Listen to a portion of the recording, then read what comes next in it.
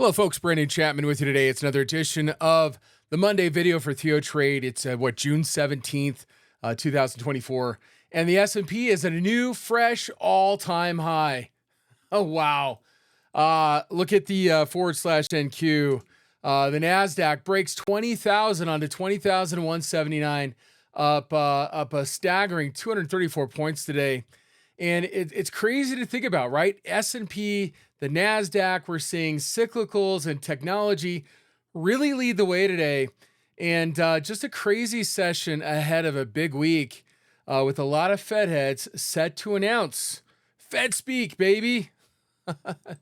Let's take a look at it here. So, for example, we got Cook speaking tonight, right? We got Barkin, Kugler. I'll probably mispronounce the names here. Barkin again.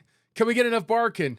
But boy, I'll tell you, there's a lot of Fed heads talking this week. The Fed did not exactly deliver the goods last week, right? Powell testimony even as well. The thought process is the double speak coming from Powell as well. The idea that we're not exactly in a cut, but we're making headway in inflation, yada, yada, yada.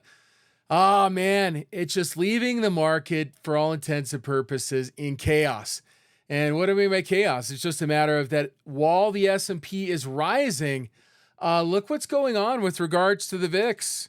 This is fairly uncommon, but the VIX was up slightly today, about 0.09 points or 0.71%. You would have thought you had seen much more VIX selling today in lieu of buying. And in actuality, you look at the 3-month VIX divided by the 1-month VIX ratio. So I got to come up here and load the pairs ratio study set. What you'll see is that, look, this actually ticked down. Normally, the VIX should be down today. The market's up, testing new highs. Again, the S&P's up 0.8%. That's a fairly sizable move up here.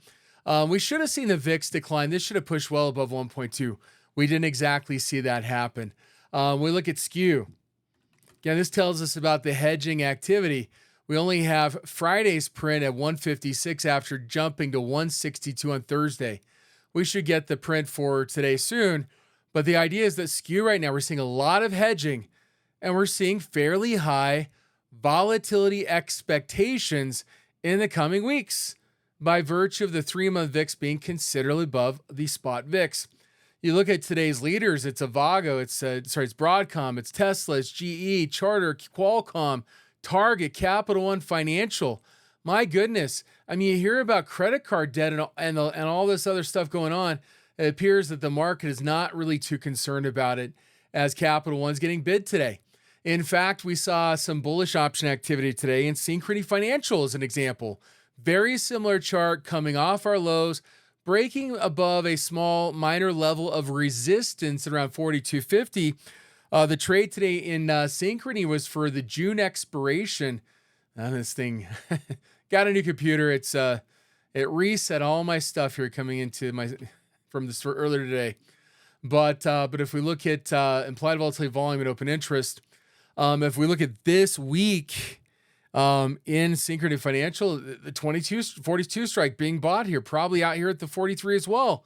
We're seeing buying activity for this week in Synchrony Financial, which, by the way, is a shortened week because of Juneteenth on Wednesday. Now, I don't mind a celebration here, but look, today's melt up is pretty crazy. The thought that we're bidding these kind of companies that are carrying a tremendous amount of risk because of what? They're carrying a lot of very high interest rate debt, which they're probably making money on. But at the same time, what's happening with the default risk? Are we suddenly back to thinking, oh, the Fed's going to cut rates, everything's going to bring us back to normal, everyone's going to be honky-dory? It's hard to believe that, right? But here's the thing. Sometimes we have what we believe and what may work out in the bigger picture, but then there's also what may happen in the coming week or two. Now, I'm not suggesting we should load the bullish boat up with regards to, we may drag bottom this week with a lot of Fed speak, but the fact of the matter is, it's important to kind of consider going with it to some degree. And for Synchrony Financial, this is generally it's a higher short interest stock.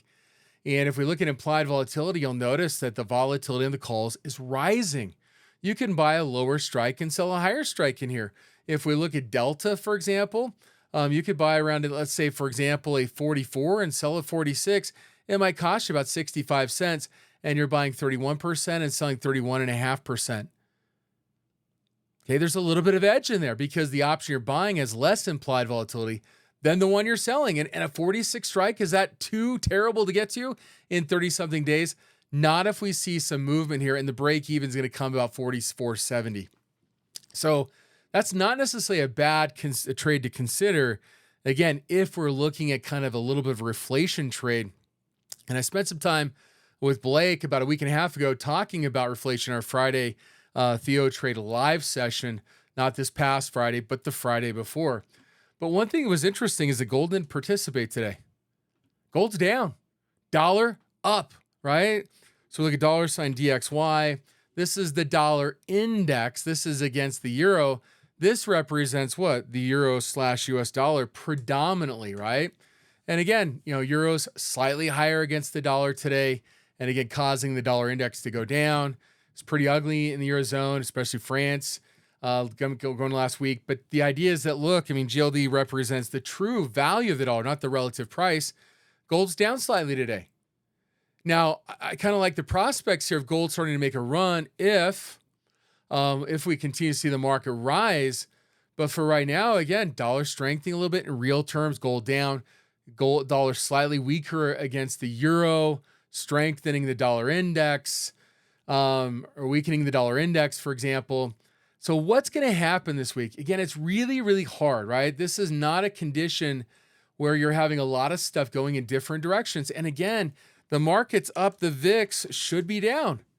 VIX was higher today. Skew, we'll see how that lays out. But the problem is that we're not exactly selling volatility to help generate this upward movement in the S&P 500. And if you look at SPY shares traded, it wasn't really a light volume day, even though volume's not necessarily that significant on ETFs generally.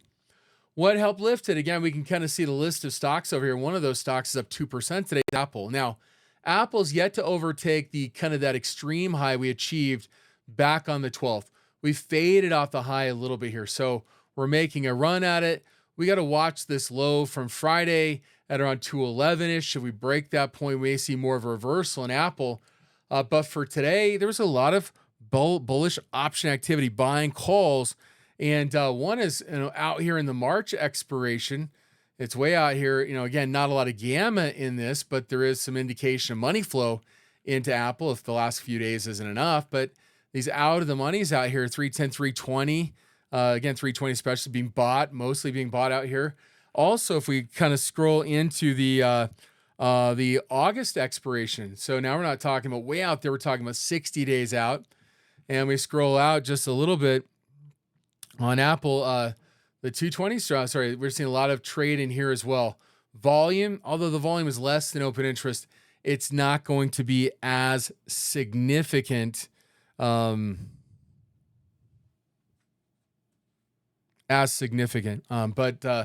let me find the 2AUG. Yeah, so right here. So the 2AUG 230 strike, a lot of buy side activity in Apple in there. And so again, it's an interesting dynamic, right? We're buying Apple calls, and if we look at the totality of today's trade, scroll down here, you'll see a little bit more at the ask than the bid.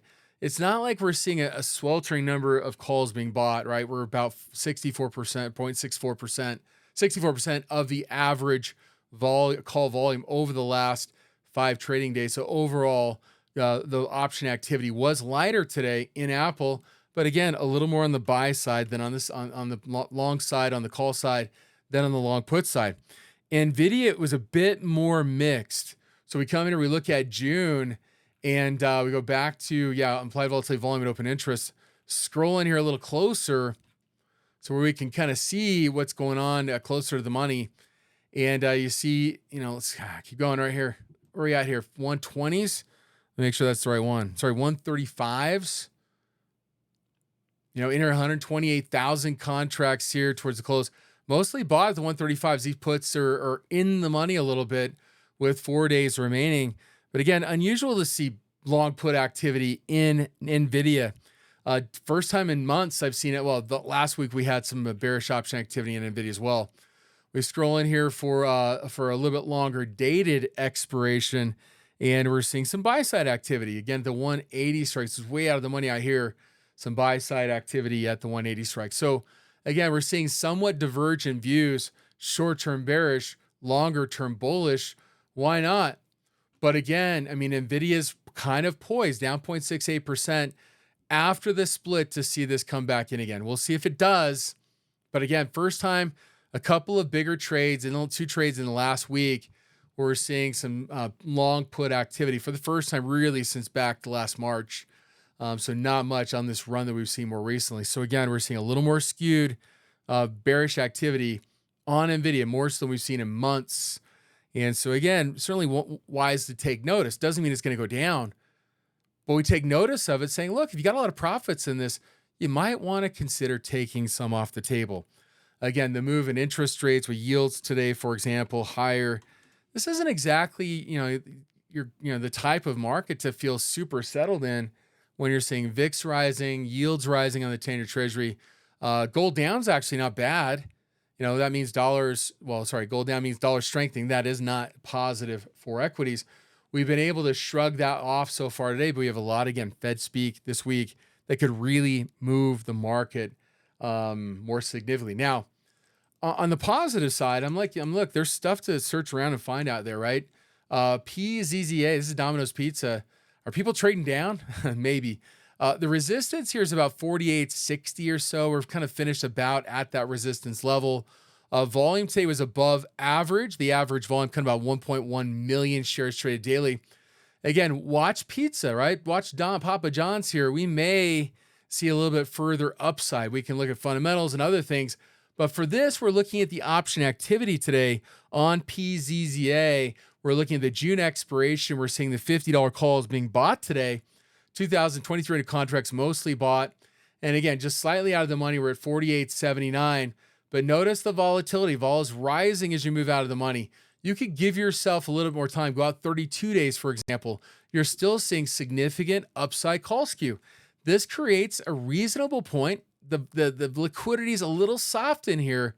It kind of creates a reasonable point to look at an upside call spread. Again, you may not like it because of the vol spreads or the bid-ask spreads in here, but again, it's probably certainly one to be careful of. But we are seeing, generally speaking, XLY cyclicals generally perform rather well. You're seeing it also broke out today.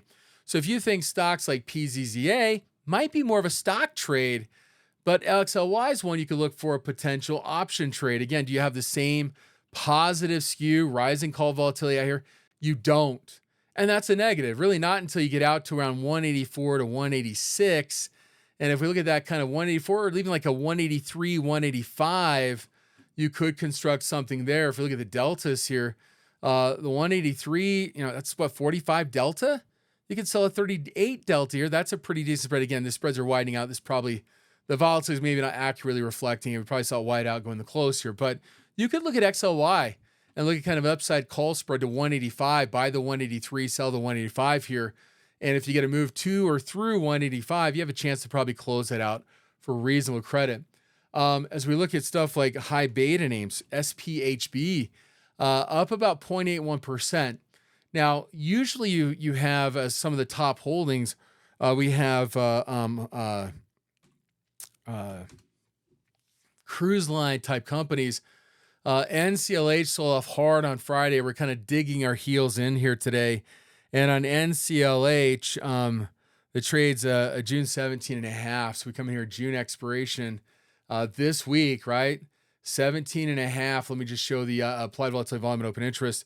You'll see it right here. Again, looking for a squeeze in kind of high beta, frequently high short interest type stocks. 18. Could we go to 18.5? 19. What's possible in here? And again, what you have is typically you have positive vol skews, kind of starting at the 18 strike. You could buy the 18 and sell the 20 in there. Not a lot to sell, but if you could get at least 10 cents, which we're bordering on that, reasonable to sell, that lowers your cost basis quite a bit. It's a little bit of a long shot, 18 to 20, but boy, if this really takes off, this is a very high reward, low risk trade, kind of keying off of this week's option activity in NCLH. Not the strongest technical pattern. What we're looking for is kind of going back to those maybe higher beta, higher short interest stocks in lieu of the market advancing further. And boy, you think about people that are trading the market right now, volatility, trade, circumstances certainly can contribute to performance in a stock like Hood, for example. Hood, we're seeing again June expiration option activity in it, but again, we're seeing it. Let me find the strike price here on my list here. Out at around the 2250 strike right here. Buying calls, mostly bought at the 2250 strike.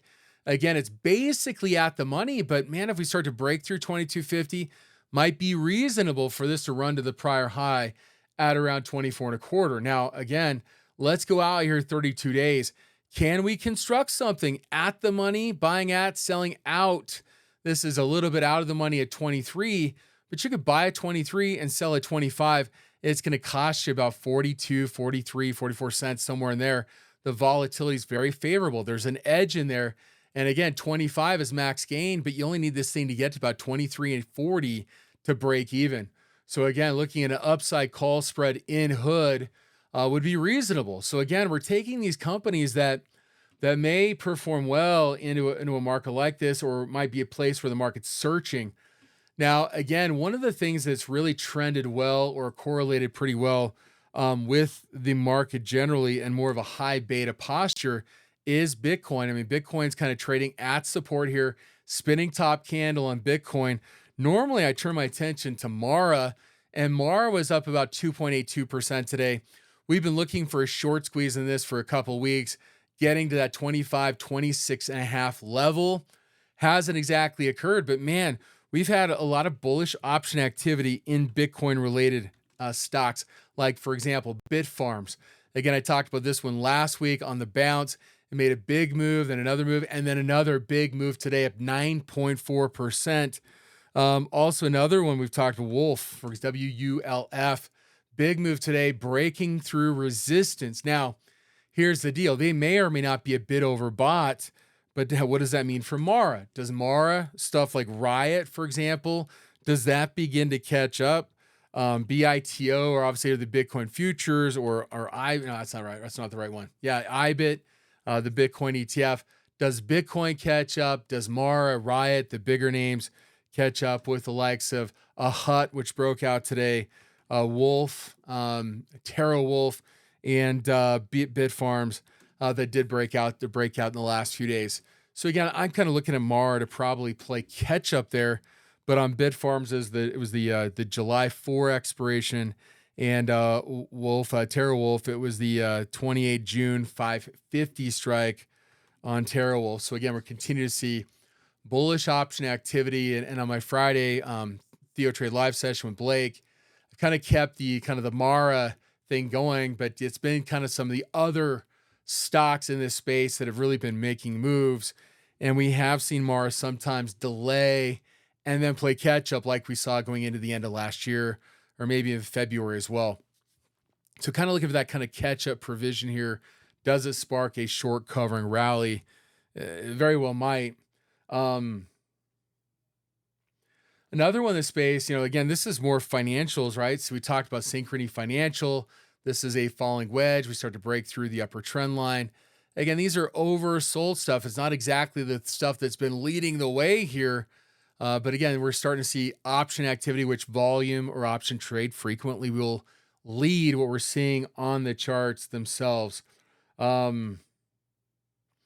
Another one to watch here is LVS.